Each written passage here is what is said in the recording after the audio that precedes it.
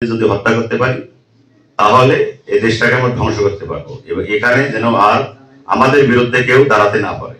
কিন্তু বাঙালি জাতি তার উদ্যমে লড়াই করে দেশকে স্বাধীন করেছে।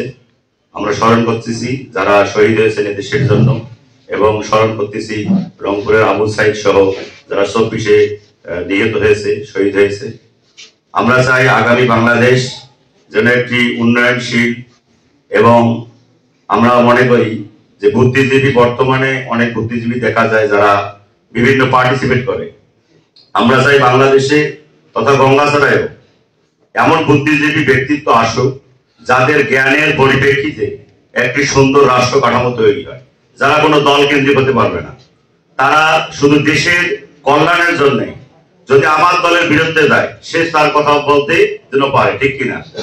আমরা মনে করি বাক স্বাধীনতা যেহেতু এখন সবার জন্য উন্মুক্ত, তাই আমি মনে করি যারা বুদ্ধিজীবী আছেন তাদের উচিত এই রাষ্ট্রকে কিভাবে পরিচালনা করতে হবে, কোন দলের যদি কোনো ত্রুটি থাকে তা উন্মুক্ত ভাবে যেন প্রকাশ্যে তারা বলে। তাহলে কি হবে, মানুষের রাষ্ট্র চালাতে গিয়ে যে দোষ ত্রুটি এটা প্রকাশ পাওয়াটা হলো কল্যাণের একটা বিষয়, ঠিক কিনা?